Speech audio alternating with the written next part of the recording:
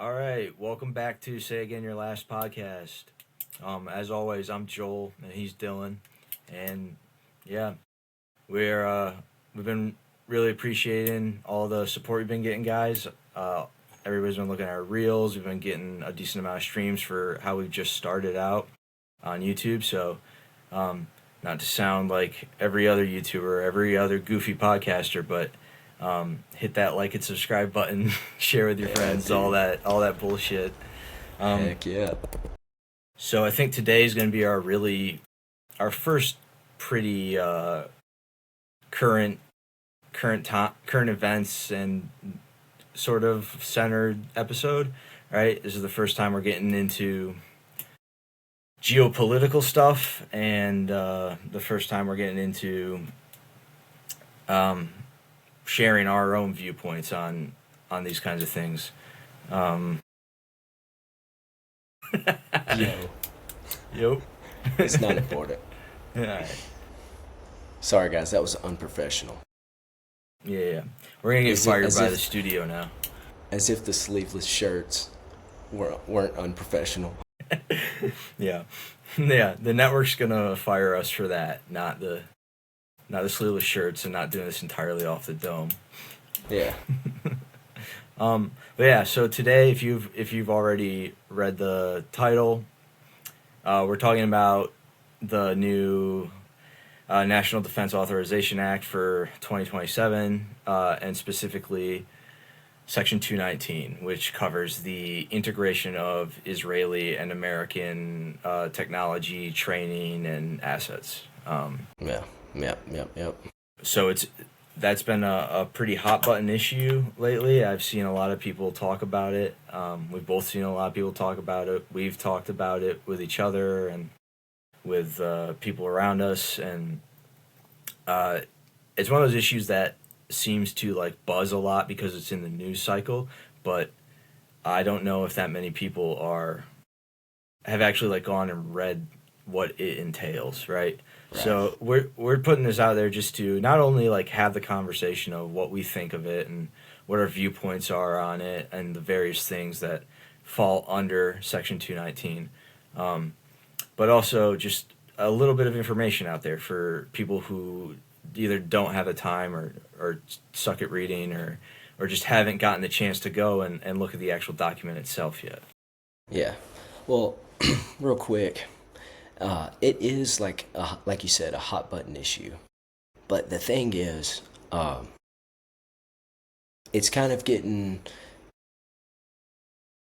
on the headlines. It says something that people like can't really believe. It would be like merging the United States military with the IDF. People are like, well, that's obviously, Democratic propaganda or whatever.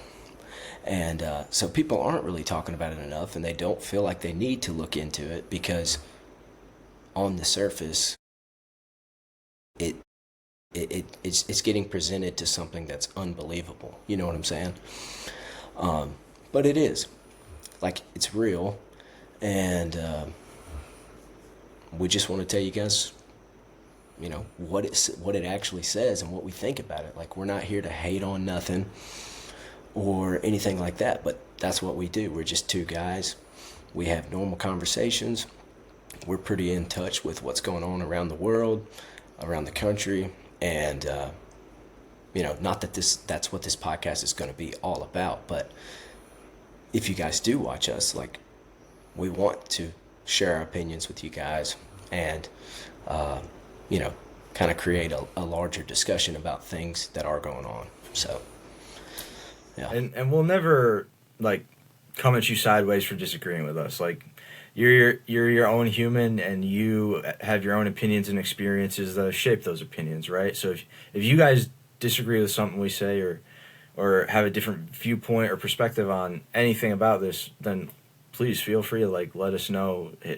Enter that comment section and give your thoughts on everything we're about to cover. Yeah, honestly, I would love to be able to have an episode every couple of months where we do go, answer some questions on some comments, and so I mean, that would be great. and any topic that we ever have, we would encourage you guys to leave comments, even if you disagree with us. You know, Absolutely. we've got tons of friends that disagree with us, and we have conversations all the time, you know, and that's what it should be. You should never be, you should never get to the point where you think that what you believe is too true to hear out what somebody else believes. Yeah, you know? Absolutely. Yeah. Absolutely. You have to be able to let your viewpoints and your stances be challenged, right? Absolutely. And even open to the idea of them changing, maybe, if something aligns with you better. Yeah, it goes into what we were talking about last week, man. Growth only continues if you seek more knowledge and improvement. Yep. So I think we're going to kick this off. We're going to go through Section 219. I'm just going to read the whole thing top to bottom, which shouldn't take us too long.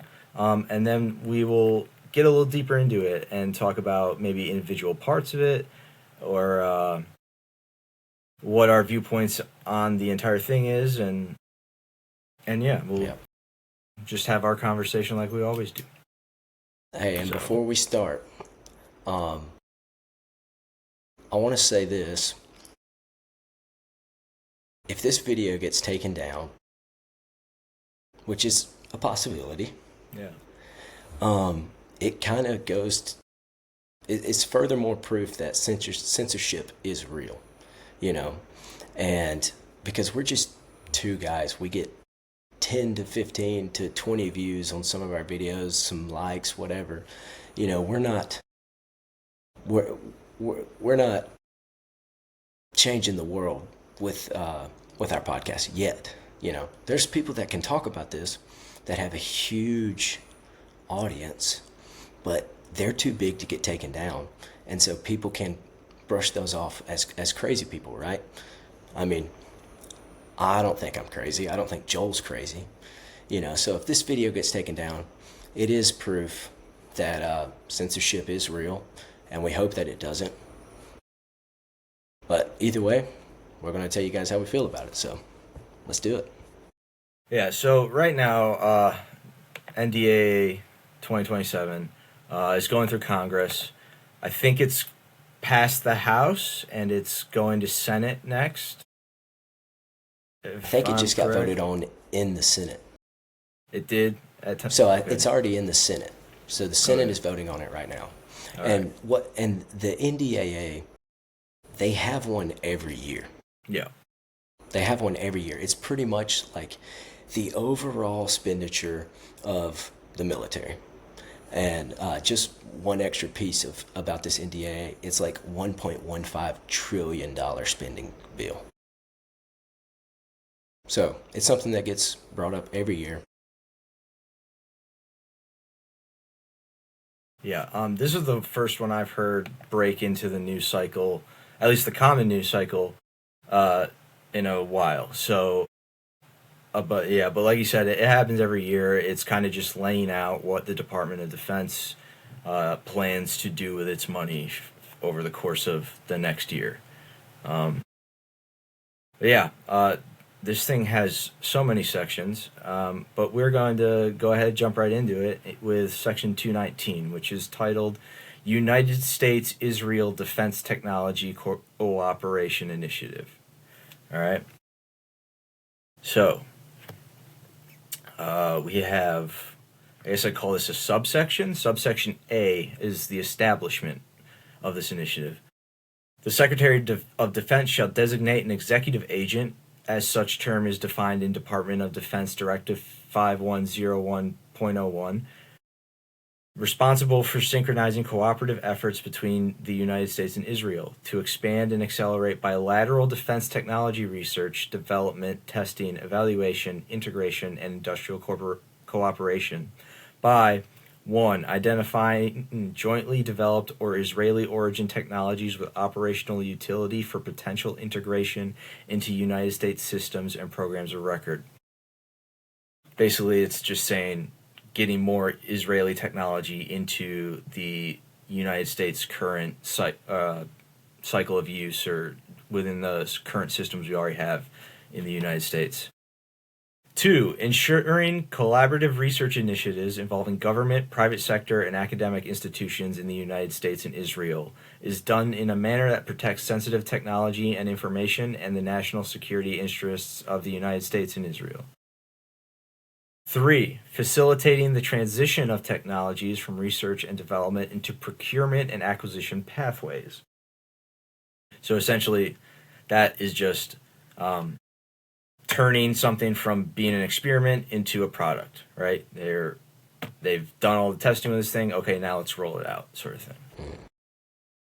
4, establishing frameworks for joint ventures, licensing agreements, and United States-based co-production or manufacturing partnerships with Israeli industry.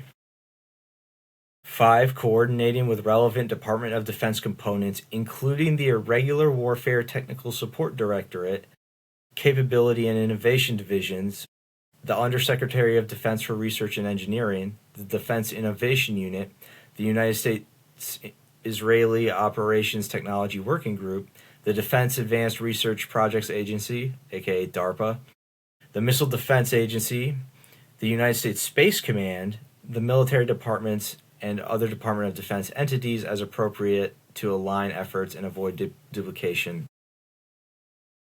6, promoting joint training exercises and information sharing mechanisms to enhance operational readiness to deploy jointly developed technologies. Subsection B is cooperative efforts. The synchronized cooperative efforts under subsection A may be carried out through the following domains. Now, these are the most interesting parts of this document to me, is what's listed under here. I'm just going to read them out, but we'll circle back to some of these. 1 is counter unmanned systems, including aerial, maritime, and ground platforms. So, counter drone stuff, anti-drone stuff. Anti-tunneling and subterranean threats. Missile and air defense technologies. Artificial intelligence, quantum machine learning, and autonomous systems. Directed energy and advanced sensing. Cyber defense, electronic warfare, and digital resilience. Biotechnology, biomanufacturing, and medical defense. Network integration, data fusion, and contested logistics. Defense industrial base cooperation, manufacturing, and co-production. And other emerging technologies as jointly agreed by the United States and Israel. So that's a whole laundry list of things that they are expecting to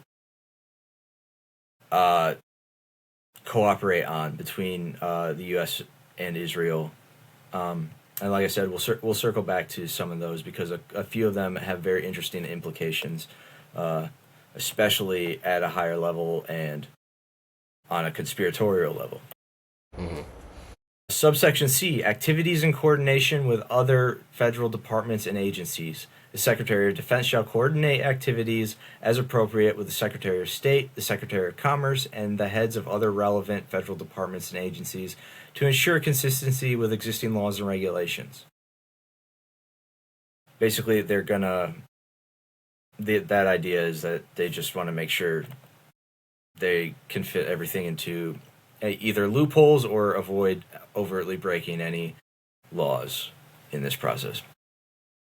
Subsection D, interim progress update. Not later than 180 days after the date of enactment of this act, the Secretary of Defense shall provide to the Congressional Defense Committees an interim briefing on the executive agent designated pursuant to subsection A and the efforts undertaken by such executive agent to lead Department of Defense implementation of the synchronized cooperative efforts described in each subsection.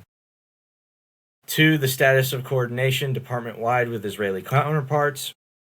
3, initial technology areas identified for accelerated cooperation and technologies with operational utility for integration into United States systems and programs of record. And 4, any early transition, prototyping, or integration activities initiated during the period covered by the update.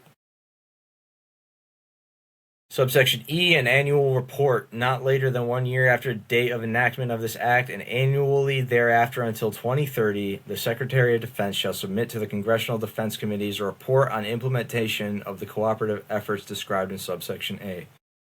Each such report shall include 1. A description of activities conducted, 2. An assessment of progress made in advancing shared national security interests, 3. An assessment of collaboration with other relevant federal programs, 4. A description of technologies transitioned into United States acquisition programs or fielded systems. 5. A description of partnerships established with the United States and Israeli industry.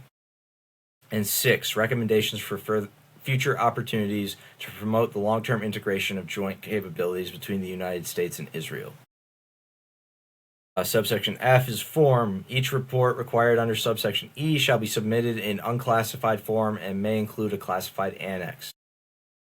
And subsection G, public transparency. The Secretary of Defense shall make available on a publicly accessible website of the Department of Defense periodic unclassified updates to the maximum extent practicable on the synchronized cooperative efforts carried out under subsection A, including a description of how these efforts contribute to the United States technological and military supremacy. Such updates shall be made in a manner that ensures that classified information or other information that would compromise operational security, export controls, or sensitive technology are not released. All right, so that's the entirety of Section 219. There's a lot in there. There's a lot of stuff that's, I guess, big words, right? Either talking big or using terms that are not always the easiest to understand, right? And in a way, that's kind of how they get you. But what it looks like is they are setting this up to have a propaganda piece attached to it, right?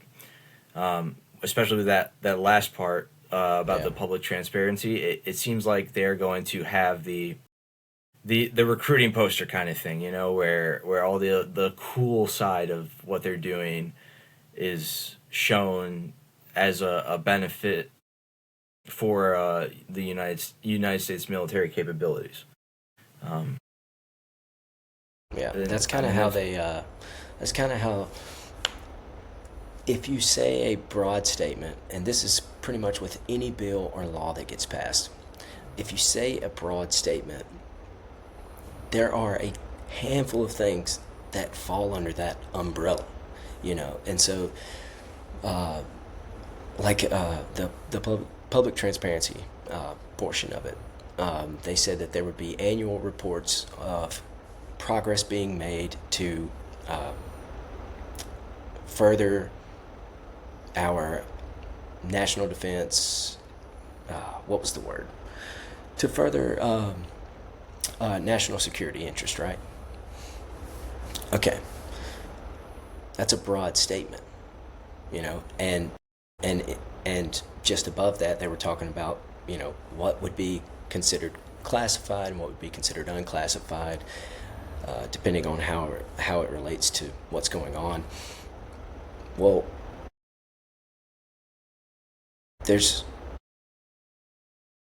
and the way I view that is they're not hiding it. Obviously, the NDAA is a public. Anybody can read it. You can get on Congress.gov and read the NDAA, right? And probably be the same with the progress report. But that progress report is likely only going to tell you, as you said, a piece of propaganda that would make you believe that it's going significantly well. You know, they're going to keep the parts out of it that would make you have some sort of distrust in it. Right, it would be an effort focused on making it seem like a net positive for the United States, especially for the military, but probably also a lot of this stuff is going to get rolled out in certain ways to the civilian market, right? Especially when it comes to surveillance and security technologies. We've already seen, right, a lot of stuff going up with this new I guess like obsession with the flock cameras and you know the way they can like recognize your face and your gait. Or I saw something today that was like now they can connect to the or they can track the Bluetooth signal in your phone if you're caught on camera, and then they never have to even see you on camera. They can just track you the entire time. Um, so stuff like that, right? We're already seeing like a lot of these technologies. Not to mention Palantir or Anduril, the stuff that's rolling out with that. Palantir it being a lot of AI surveillance stuff, and then Anduril being a lot more battlefield awareness and um, battlefield capability based. But like we're seeing, like a lot of these new stuff is rolling into the civilian market in a lot of ways. So it's titled the defense. Like it's got defense in the title, and there's defense all over this document, right, as a term. But what that really means is that it's going to kind of blanket a lot more of your daily life than I think anyone is really expecting, right? Because I'd say a good portion of Americans are against it in their understanding of the idea that it's a military thing, right? And this idea of like, because what it everything like that's been put out about it and been talked about and that I've seen has been like, oh, we're kind of handing Israel control of our military, right? Um, which, yes, like I agree with that statement. Like I agree that is pretty much true. You are essentially handing combat power over to a foreign nation, but they only understand it in a military light. And now certain people I've talked to do get that there's a civilian side to this that's going to affect your daily function in society, but I don't think that's as widespread of a concern, right? Yeah. Because a lot of people are much more focused on, like I said, Palantir or Flock, or like the domestic implementations that have already started taking place. Yeah. Well, a lot of people think that that is like it is far more conspiratorial, you know, because obviously we know that the United States, along with Israel, are that they're not or we're allies, right? And we're doing things in the Middle East, not necessarily with each other, but as some sort of team effort. And so this just kind of seems, from the outside looking in, if I didn't pay any attention into politics at all, but I knew that we were in, you know, at a major conflict in the Middle East, while Israel was also dealing with Lebanon, Gaza, Iran, I would just assume that this section in the NDAA is to kind of create a better way that the two of them could attack this challenge together, right? That's how it would seem if I wasn't really looking into it a whole lot. And anything that kind of falls into the civilian side of it, I would just consider it was like super conspiratorial, right? But when you read the part about data collection and targeting and stuff like that, obviously this is going to be conspiratorial, but you think about all the data centers. You mentioned the flock cameras and stuff like that, but think about all the data centers that are going up around the country. Okay, these data centers are going to collect information from our computers, our phones, our TVs, anything that we can research on, look up stuff on. That's what those data centers are going to collect. And in turn, like who's collecting that data, right? Well, now if this gets passed, essentially agencies in Israel like Mossad, along with the United States CIA, they're going to be able to collect that information, and I don't want to say target people that are looking at things that don't fit the prompt, but they are going to be able to create a profile of civilians that aren't buying into the narrative, Yeah. and that's scary.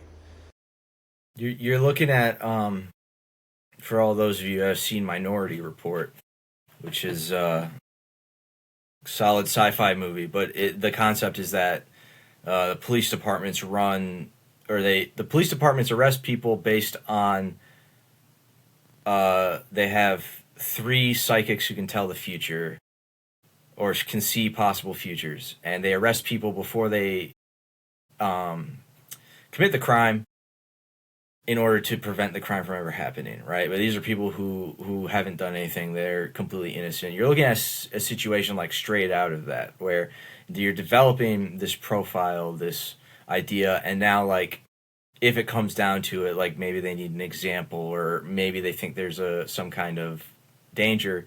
Well, what's to stop them from? When I say them, I'm kind of talking like domestically, right? Specifically like federal agencies or police departments or something like that.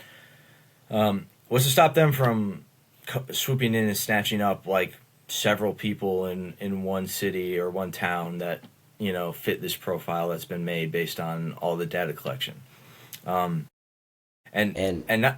not to sorry, not to cut you off, man, but No, you're good. So this data collection thing is not new. Maybe the artificial intelligence data center is newer than is newer than most of the other stuff, but it companies and agencies have been collecting and tracking your information for a very long time. Right. To the point where I almost feel like this is sort of we've watched a lot of industries become automated. This is sort of just turning that. This is kind of just the turn that's taking, right? This is an automation of what maybe took a couple analysts to do in a office in Langley, right? Like, or wherever the CIA actually is, like all these these jobs can now be done by these machines, right? And if you adhere to the belief and the the concept that when the public hears about a technology, it's already been around for a very long time in certain people's hands, then this may not be new at all, right? They may have automated their data collection in the 90s, right? Like it's really, you can really get into the weeds on the conspiratorial side of it, and I absolutely subscribe to some of that, but I don't know, I'm not sure what to tell you guys as far as that. I definitely say research that kind of shit, because it will blow your perspective of the American society out of the water. Yeah. Anything else you got on this a little bit here? Well, I don't want to stick on it too long, but there was a story of a guy. This happened recently. There was like a local sheriff's election that took place, right? The guy that won, a younger dude, I don't know, he may have been in his late teens or early 20s. He posted a picture on his Instagram of the sheriff with some sort of meme, right? Because apparently this sheriff, he was a big supporter of Israel. And within a few days, he had the sheriff's department knocking on his door. But what we're saying is, like, through this joint effort in data collection with Israel, they would have probably knocked on that guy's door before he ever made that post, you know? Just like what you're talking about in that movie. I've never seen it, but anyway, yeah. What stuck out to you? So, there's the little section called cooperative efforts, right? That's subsection B, right? And it's laying out the domains in which these cooperative efforts and these projects can be done between the United States and Israel. So, there's a couple things in there that stick out to me because I have gotten into the weeds in this conspiracy stuff. So, Let me grab a water real quick. yeah. Don't mind Dylan. He's just on his every episode live water break.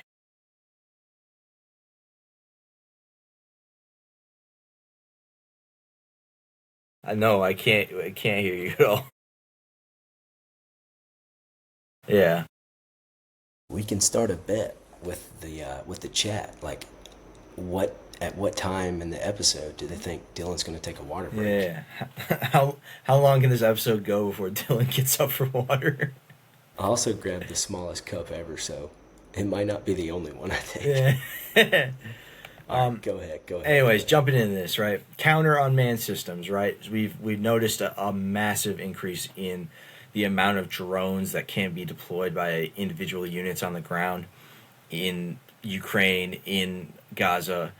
Now drones, FPV drones, hunter killer drones, stuff like the Predator, those have been around forever, right? There are photos of Marines in Iraq using FPV drones, right? But what we've been seeing is just this mass rollout of them. So now unmanned, like counter UAS or counter CUAS, whatever you want to call it, anti drone, whatever you want to call it, from your respective domain, has been a big ticket item since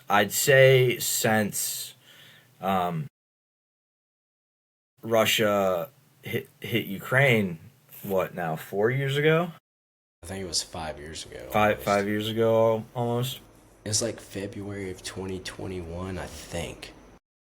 I thought it was 2022, but see, it's already been going on so long. But that was when I think it came into the public's eyes, right? Obviously, a lot of places have been thinking about this for a long time, right? I was getting drone classes back in 2020 before that invasion, when I was a little boot still. Hell yeah. But now we are seeing there are videos of drones giving the IDF problems. So it's just interesting seeing that they are going to be going full tilt, it seems, into counter UAS stuff as well, and trying to get on board with us on our developments with it. Mm-hmm. The second one was interesting to me because it just kind of tickles my grunt brain a little bit.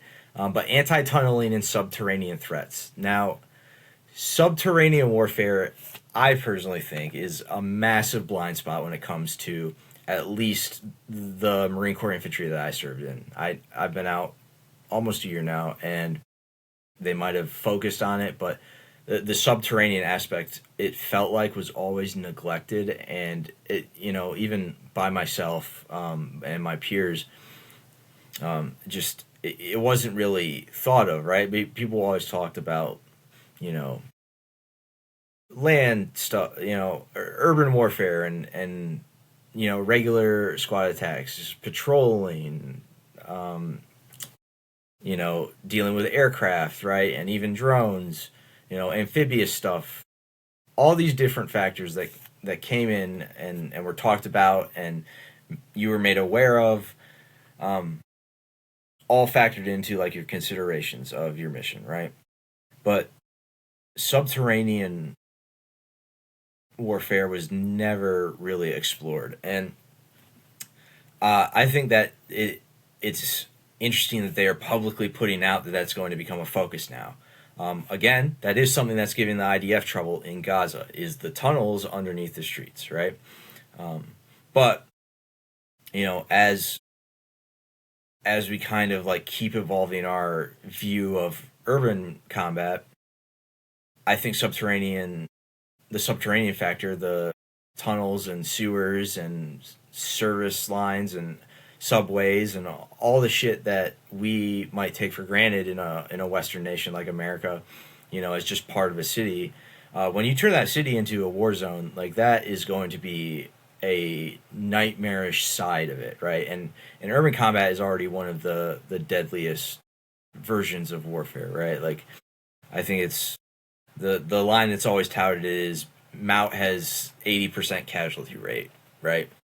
You're more than likely not going to make it out of the city you enter, right?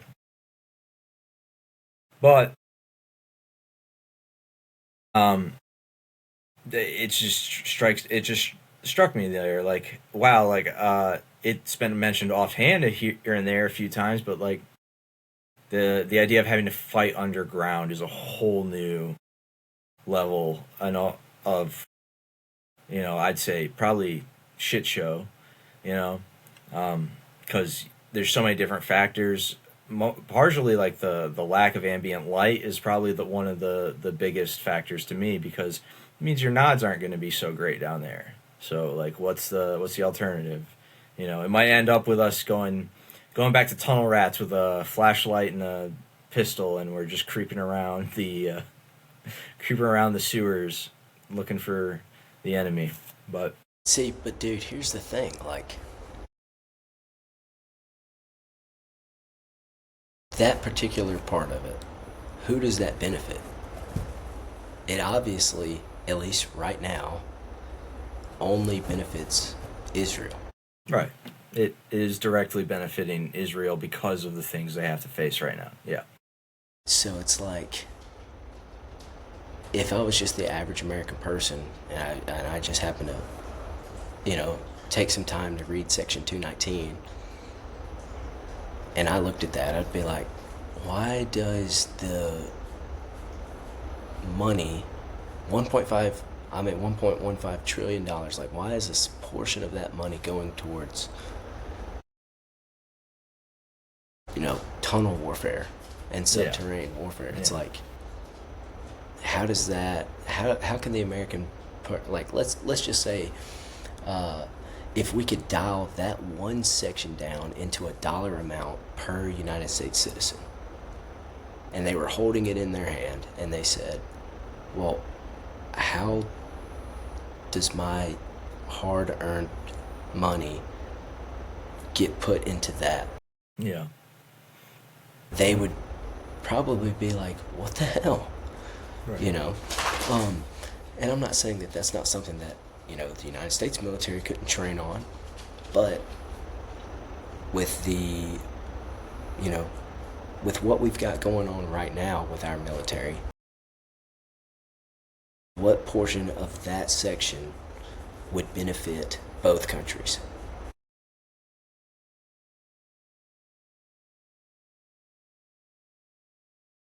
Yeah. And that's kind of what I find disturbing. Right. This focus on what it seems like prioritizing Israeli interests over American interests. Right. And that is one of our big concerns with this whole thing, is just that a foreign nation, a foreign power that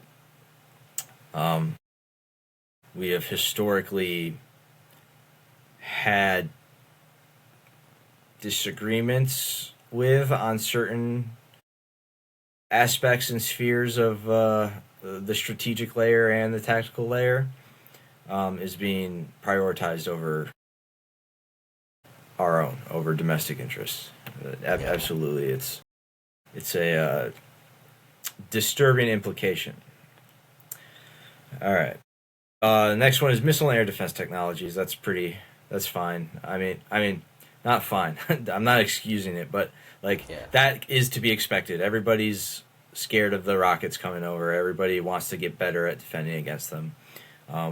We are losing troops in the Middle East to these rocket attacks. Yep. So, yeah. Recently, very recently. Yeah. It's crazy, because we had a company, a part of our unit, that was in Jordan not that long ago. I don't know where they were at I mean, it doesn't really hit home, but it does, you know. Right. I think well, they were there and it was already post the big new push into Gaza had already started. Yeah. So there is a little and guys in that company, like I went to AIC with a bunch of guys in that company, and it was, yeah, there was that thought of, well, what if it's our guys this time, you know? What if it's their base that happens? And um, actually, maybe I'll reach out to some of those guys and be like, hey, did you guys get, you know, take rocket fire or something? Because I don't actually know. I don't exactly remember. Some of my memory has gone to shit lately, but it was so long ago. I want to say Yeah. like a year and a half, 2 years ago, maybe. But Yeah. yeah. All right. But So the next one, oh, go ahead, man. Sorry. well, that's the thing though. Like some of this definitely can get spun as being beneficial for our military, right? Like, are we the most powerful military in the world? People would argue yes, but there are definitely there probably are things that the Israeli military has better that we could learn from, you know. But that's the thing about this section is breaking down like who does this benefit more. I'm not saying that none of this benefits us, but who does it benefit more? So But anyway, it's a very like, face value kind of thing. They're expecting you to take this at face value, and that's what the public transparency page, when they put it up on the whatever .gov website it's going to go on, if this passes, that's the propaganda piece, trying to force you into taking it at face value, right? So they're throwing in these things. They're like, hey, like this is also gonna work for us, but you know, obviously Israel has a massive vested interest in missile defense right now. So the next one was the one that really jumped out to me, and that's because, again, like I said, I'm pretty deep in the weeds on a lot of conspiracy stuff. Um, yeah, he's a nerd.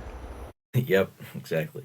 But it is artificial intelligence. Okay, so we know AI has been pushed into the military landscape for a while now.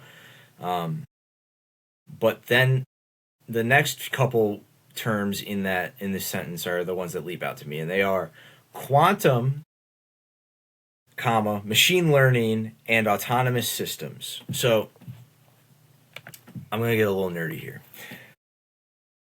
Quantum, when people use the term quantum in a scientific sense, right, it is usually referring to the fundamental laws of the universe, right? Physics, space and time, and shit like that, right? Write this There, down. Write this down. or don't if you don't want them to kick down your door tomorrow. Um, so, um, quantum physics is trying to figure out the fundamental laws of the universe. What exists today and has existed for many years are are what's called quantum computers. Now, quantum computers are designed to calculate the equations that make up the universe. So stay with me. You guys have heard of stuff like CERN, right? And the particle colliders and everything. And a No, lot of. No, you don't know about CERN? no, no. Okay, CERN, I think, is in Sweden, maybe Norway. Um, that's a massive particle collider. Or yeah, it's just crushing atoms together and seeing what happens and what they can figure out about the underlying nature of reality from them. It is broken down multiple times and has been sabotaged, funnily enough, by animals of all things. You know, I think squirrels and like a pine marten or something ran in there and fucked it all up for a good bit. But the if you look deep into quantum computers and how they work with the particle colliders that are around the world, because CERN is not the only one. I believe there's one in Chicago, or in that area in the northern Midwest. There's another particle collider, and that's the only one I'm tracking on domestically. But maybe I can get back to you guys on that.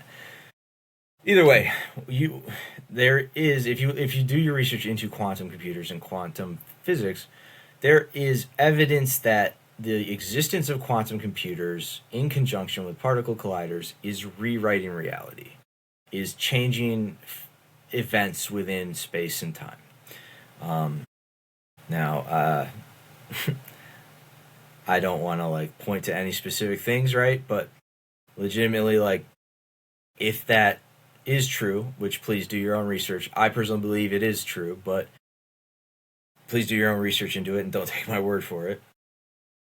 If that's true, and we know the United States and nations around the world have a vested interest in it, if Israel is taking a vested interest in it in conjunction with the United States manufacturing technology capabilities,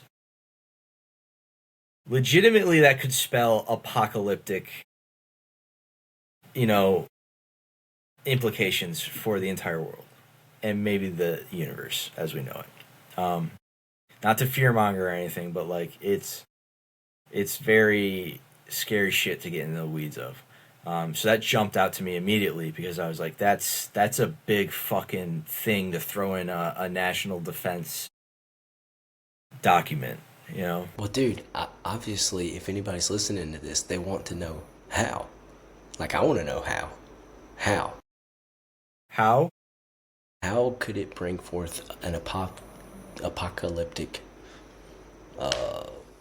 It's simply that you are playing with too much of space and time. You're playing with too much of the fundamental laws of reality, right? And when it's kind of like you're sticking your hand in the bee's nest, right? Like you're just fucking with too much shit that we rely on to exist is going to screw some things up, right? One of the big things people point to when they talk about how quantum computers are affecting reality is stuff like the Mandela effect, where mass amounts of people remember something a certain way, and it turns out to physically in our world not be that way.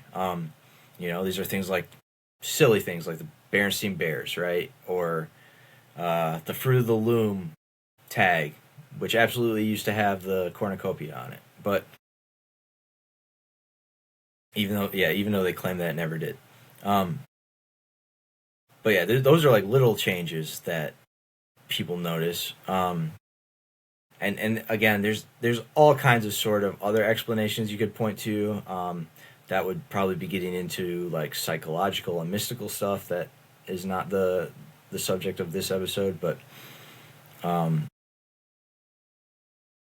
to be able to fundamentally alter collective unconsciousness is a pretty big deal, and fundamentally alter aspects of reality is also a pretty big deal. So that's why it leapt out to me, because it's a massive scientific and potentially world-breaking thing to put as a focus into your defense military cooperation. Budget. Yeah, military budget. Yeah. There you go. Yeah. Which, absolutely, the military budget has been pointed towards it already. But now that they're overtly stating it as a thing they want to do in conjunction with Israel, that makes it so much of a bigger deal for the average person.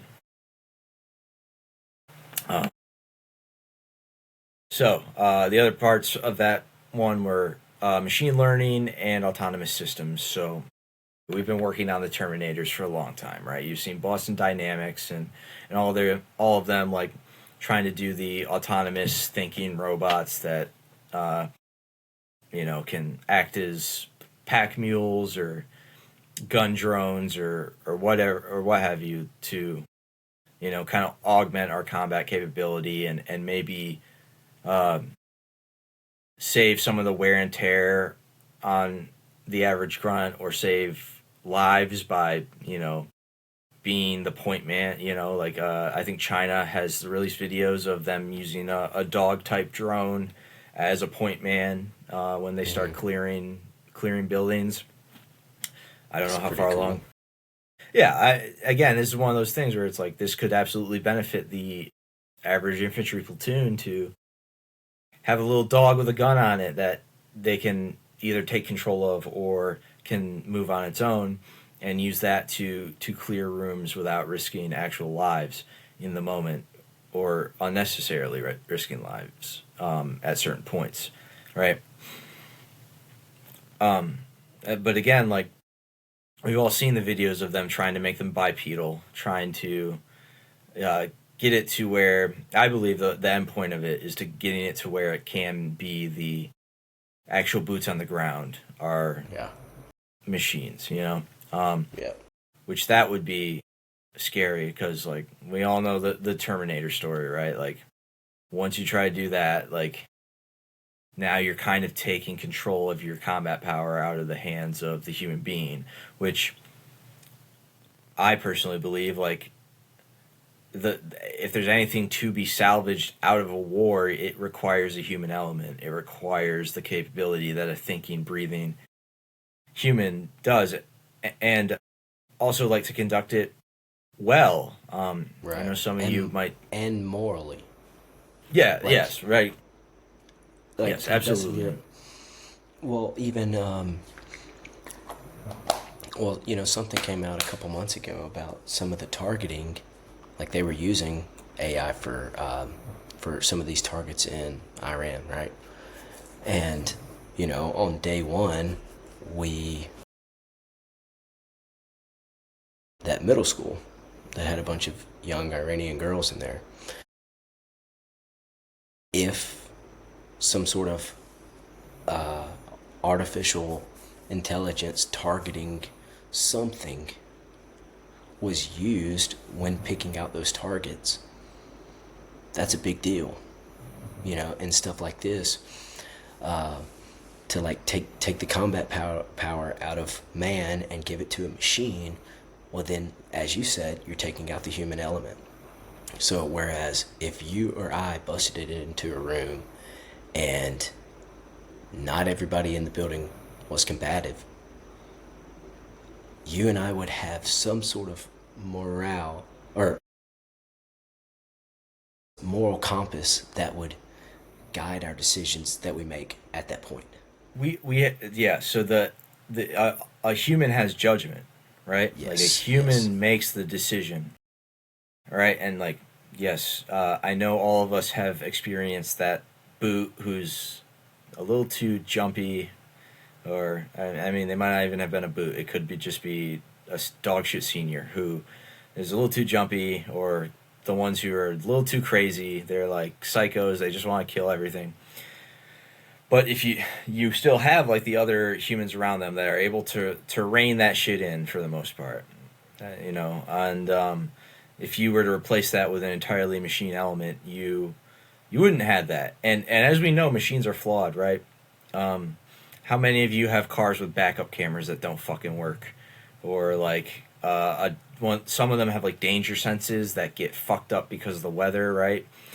What's to say a bipedal grunt drone won't get fucked up because of adverse conditions and just end up either shooting everything or not engaging anything because it can't make the read, it can't scan or whatever, future sci-fi bullshit ends up in these things, Yeah, or it blows up going in the door and you've got 2 casualties standing outside of the door. Exactly, yeah. If you are, especially if you're integrating it with human troops, right? I mean, dude, you go in there, something blows up, gets debris all over its sensors, its cameras, and then the next thing you know, that unmanned machine is aiming at Marines. Yeah. Or. Yeah.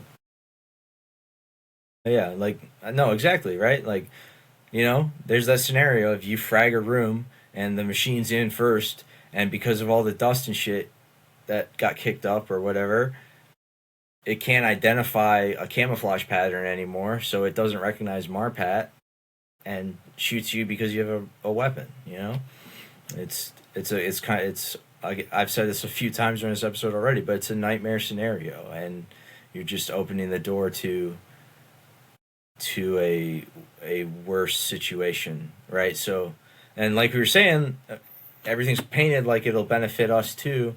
There's a lot of this shit that's going to have adverse effects when employed on the ground or introduced to a populace. All right. So next one is directed energy and advanced sensing. I'm gonna be honest. I'm not a massive expert on directed energy weapons. Well, I am. So Really? I'm just no. Fuck, dude. I thought you were gonna say like, but I do know there's different kinds. There's a lot of stuff. We've seen them used like microwave guns for riot control, or I think the big push right now is using them as air defense, right, to fry a drone systems or intercept a missile or something like that. And we know the Department of War has them because they released as much on Twitter. How long ago was that? Where they dropped the propaganda posters that were like the science fair is over. I don't know if you remember this. I don't know if I sent you this either. This was a while ago. I think this was tail end of last year. Yeah, I can't remember when you sent me that. I know what you're talking about. Yeah. So I'm not an expert in all the applications of direct energy weapons. I come from a background of reading a lot of sci-fi, so in my head, when I hear direct energy weapons, I'm thinking like laser guns and plasma cannons and shit like out of a movie. Wars, dude. Yeah, Star Wars shit. So, but we do know. I mean, maybe that is the possible application, right? We do know that there has been research into harnessing plasma and containing it, right? We have rail guns, so that's already a massive leap in magnetic technology, and using that as a force multiplier. So, what's to say that they aren't able to make some of these Star Wars-esque things a reality, right? I think one of the only big, large-scale, real-life applications I've ever seen of that that seemed very Star Wars was, it's called the TR-3B, I think, is the name of the aircraft, or that's what it's called in certain circles, also known as the Manta Ray. But it's a massive triangular, looks literally like a Star Destroyer, and it mounts direct energy weapons. Now, there's a bunch of different theories on how it flies and what it does, but every video of it is it can hover. So a lot of people think it's probably anti-grav technology. But yeah, we do watch the weapon. If you watch videos of its weapon systems being used, you see a flash on the bottom of the aircraft, and the entire landscape beneath it just explodes. So it's scary shit, and you can find these on YouTube or Reddit or something. Like, I found videos on YouTube. Could it possibly be a hoax? Yes, but at the same time, I wouldn't put it past them to have the capability. Because Dude, there's proof of research into anti-grav technology, and I'd have to reach out to some people before I spoke in an educated way on that. But there was legitimate scientific research done by the military, the CIA, everybody like that, into developing anti-grav, and so it could 100% be within our arsenal, even if it's not public.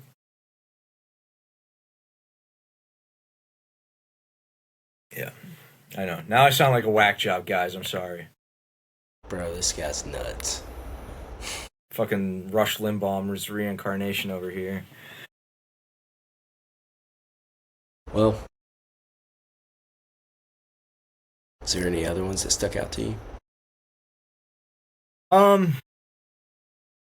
Yes. Okay. So the last one I'll hit is the biotechnology, biomanufacturing, and medical defense.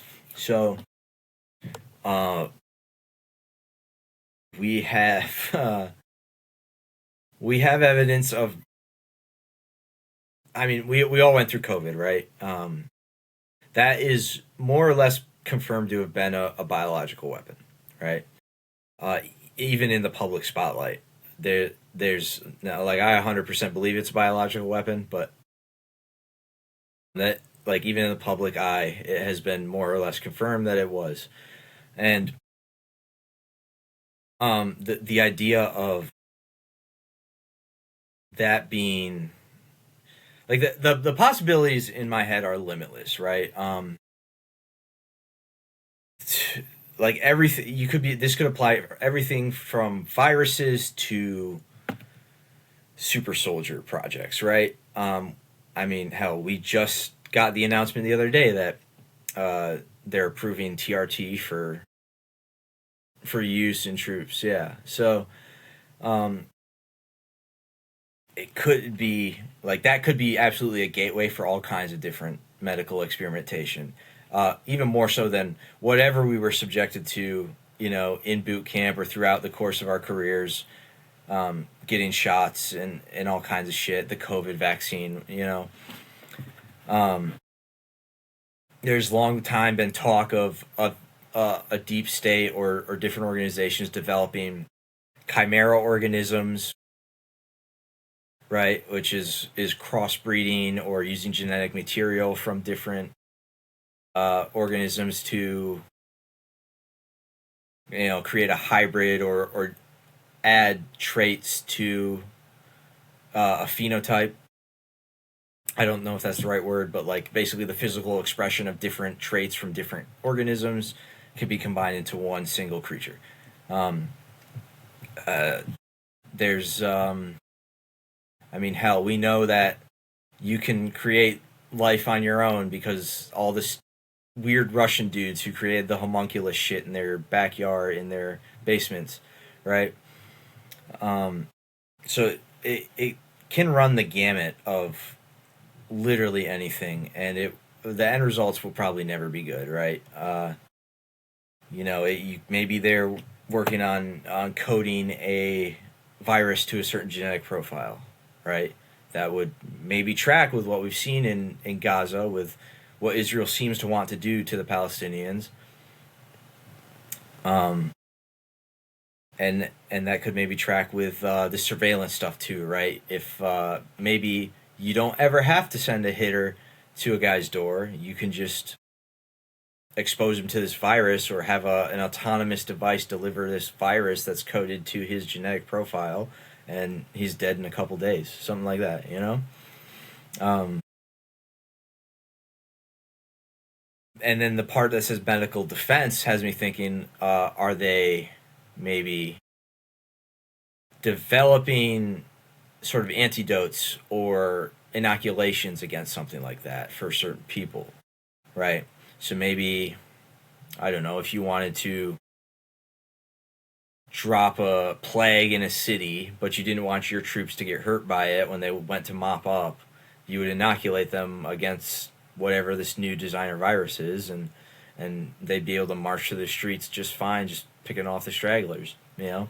Um, Really, the possibilities are endless in that, and it is alarming to see that, what's the number, 1.15 0.15 trillion dollars is getting allocated to some fields that we have watched end in a very sinister way many times before, dating back decades, right? um, I mean, hell, even back during the Cold War, right? We had not just MK Ultra, but MK Naomi and MK Chickwit were both programs that exposed American people to different drugs and viruses and shit like that without their consent or knowledge, in mass quantities. So, You could absolutely be looking at another situation like that, right? And yeah, that's really everything. Those are the ones that really stuck out to me as like, well, hey, this is legitimately a big ticket problem for us and for the individual person or the average person, I should say. So, in your opinion, do you think this section as a whole would be considered like treason? Yeah, I think 100% you could consider this treasonous, um, and at the minimum subversive, right? To any interest the American people actually have. You have clear intent to hand direct combat power and capabilities to a foreign government, right? A foreign government that um, has acted against us before, right? Um, I mean, maybe none of you believe the story about the USS Liberty or why JFK was killed because he didn't want nukes in Israel, and you know all the different wars they've tried to start. But safe to say that that Israel as a nation has been kind of a problematic, you know, little spot in the world because of how they're run and because of um, what their upper echelons believe. And I think I think this is 100% an act of collusion between upper echelons of our government and upper echelons of their government. Now, you could definitely make the argument that there are people fighting against it, right? I mean, there's that vote about it, or there's the vote on it. I forget which part of Congress it was that did it, but the vote the vote to not pass it won out, I think 50-46, right? So Yeah, you could that was the Senate. Yeah. Okay. Yeah. So that was absolute. You could absolutely argue that there is a fight against stuff like this, and that's fair. And I would say like a fair game like that, based on the evidence we have at hand for now. Yeah, you could absolutely argue that um, there's an effort against allowing this level of cooperation, this level of control, to be handed over to someone that is not the United States, right? Which, I mean, because the thing is, I mean, we cooperate with tons of allies, right? Like, I mean, just recently we authorized Ukraine to manufacture American military products in Ukraine. I can't remember what exactly it was, um, but I mean, we cooperate with our allies all over the world. But it would be the same as not in a way like this, right? It'd be the same as, if we were conducting something as a platoon, and I don't know, we at some point in during the operation, we met with second squad, and we had something that they needed that we had, and we're like, the same team here, two different elements of it, but we're on the same team. Here's some stuff that we got. That's kind of how we treat our allies. We're allies. We have a shared interest in some of the things going on around the world. We'll help you out with what we can. We scratch your back, you scratch mine. But this is a different level. This is essentially a this is essentially an effort to make it the same team. You know what I'm saying? Um, or at least that's how I see it. This is essentially not saying that like the the United or the IDF would fall under would fall under the Department of War, but That's kind of what it looks like on paper, you Right. know? And it's definitely. Sorry, I don't mean to. No, that's fine. That's fine. It Go ahead. um that there's the parts in it that are talking about like integrating training and troop operations and movements. That's legitimately handing American lives over to a nation that doesn't care about them. Ultimately, right? Like it is what you are opening the door for. There is turning your kids that you have sent through boot camp and whatever into expendable assets, right? You know, quite literally bullet dodgers or meat shields, right? Because like, why would you, if you have the power to run the operation, why would you send in your own guys first instead of the dudes you don't care about? You know, essentially, like the way I think of it, maybe it would if it goes through to that extent where we do end up involved in combat operations in Gaza or the Middle East on behalf of Israel. Essentially, American troops would act as a foreign legion, kind of, right? Like this expendable expeditionary force to take the brunt of the shit show and throw out the problem, and then the rest of them can claim the glory afterwards, you know, or the Israeli component can claim the glory afterwards. Yeah.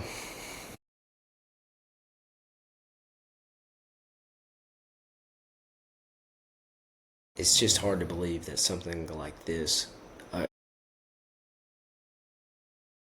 because the topic of whether or not our relationship with Israel is a good thing has been on the table for a long time. But it's kind of been, I don't want to say hidden, but not like the things that we already do cooperate with each other in, it's kind of been more under the table. Whereas now it's getting put into a tiny section of a massive bill. And I mean, it's out there. Like, it's really out there how much we're willing to do for this foreign government that doesn't do that much for us, you know. And so, in my opinion, it is treason. It's sad, and I don't think that if everybody opened it up and read it for what it was worth, I don't think a lot of people would be on board with it. But this is the kind of thing where average Americans, we don't get to vote on stuff like this. Like, what the way it's supposed to work is we vote for people that we believe are going to act in our best interest, or in the best interest of their voters, right? But some of the big key ticket items, like stuff like this, like $1.15 trillion in military spending, we don't get to vote on. We don't get to vote on this. But if we did, would it get passed? Absolutely not. Yeah. You know what I mean? But that's why we don't get to vote on stuff like this. And I understand, like, you can't have a nationwide vote for everything. Okay? But big ticket stuff like this that people aren't fond of, where I would say the overall majority doesn't support, Yeah. how does it get to fly? Right. Acting in um, acting directly against the interests of your population. Yeah. Right.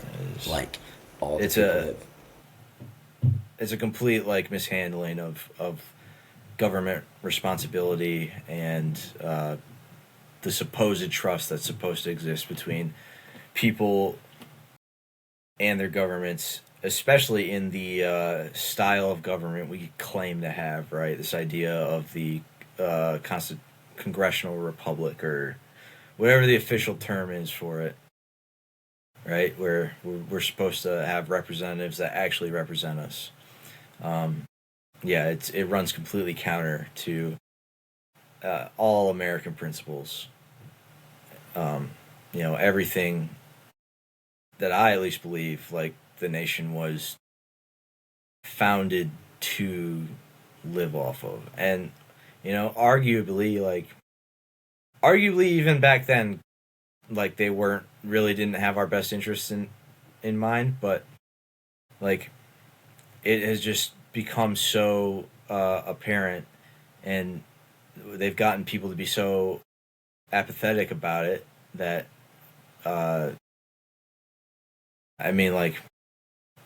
we had this discussion the other day that, like, I don't know where you're gonna find the mass change against this sort of course that we're going down.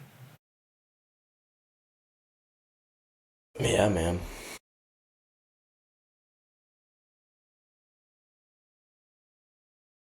You got anything else you want to hit? Now I'm kind of down bad, dude. Yeah? I don't know, dude. It's just crazy to me. It's really crazy to me. I wish there was a better way for people to state their opinions and it be heard, I think some of that comes with stuff like this. Everybody has one of these in their hands, not everybody wants to talk about politics on their Facebook or Instagram or YouTube or whatever, but you have to,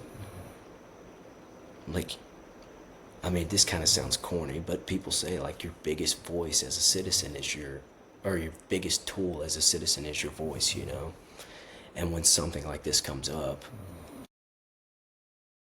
you have to say your opinion.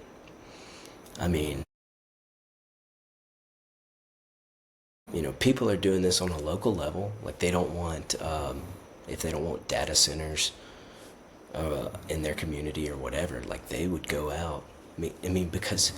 Because it's real. It's like right out their front door. It's a mile away. It's 10 miles away or 20 minutes away. So to them it's real. But the things that are going on in the average American's perspective, it's just not that real to them. It's just something that they see on the news, Right. And it has massive implications on their life. Right. 100%. So it's like that old GWAT saying of America's not at war, America's at the mall. Like, yeah. Like, oh yeah. Until it comes to your doorstep, it's not going to click for a lot of people. Yeah, and I hope that this episode, for whoever sees it or whoever gets through this, and I hope you actually go out and read this document, or at least Section 219, and really consider the implications of what it could mean for your life as the average American. I know there's a lot of people who are just going to shrug it off, right? And they don't care. They're going to go out clubbing and drinking and go hook up with people and live the same style of life until they inevitably end up in prison for 20 years because their car tag expired the night prior and whatever. But and the flock camera got them, and they've tracked their Bluetooth phone all the way to the house. Yeah. But I hope maybe this helped drive it home for some of you guys and encouraged you to do some research into some of these concepts and what that might end up meaning for our future as a nation. Yep. Well, guys, I'm sorry this wasn't the most encouraging video that we've had. But hey, they're not all going to be like this, okay? Next week we can do a whole episode where we just shit on the rest of the SEC. Yes. Yeah. Yeah, like, hey, when football season comes around, we're pretty much gonna be like a Ole Miss talk show. But yeah, Yeah, yeah, yeah, dude. The hardest episode that we'll ever make is the episode before we go watch the LSU game, yeah, cause we'll just be talking about the LSU yeah, game. yeah. Yep. Our Yeah, actual goal of this podcast, the reason we started it, was to be the guys on the fucking giant screen that start the do the "Are you ready?" to start the hottie toddy chant. Like that was yeah, our goal from the jump. So once that happens, the podcast is done. yeah, oh yeah, yeah. No, they're gonna find us on the jumbotron, and we really don't know it, but it's just a massive flock camera at football games, and we're just gonna get escorted out. Yeah. Yeah. Well, Fuck that. They might not even let us get in the state. They'll stop us in the Grove. oh yeah, dude. Yeah, dude, they're gonna see us on the college game day holding up a sign that says uh, Benjamin Netanyahu supports LSU. All right. I think I'm good. You got anything else you want to hit? Nah, man, we're good. All right. Well, guys, I appreciate it. Give us all your thoughts in the comments below and share this with people you think might enjoy it. You know, like, subscribe, hype, all the bullshit that I'm supposed to say for a YouTube channel. And yeah, we'll see you next time.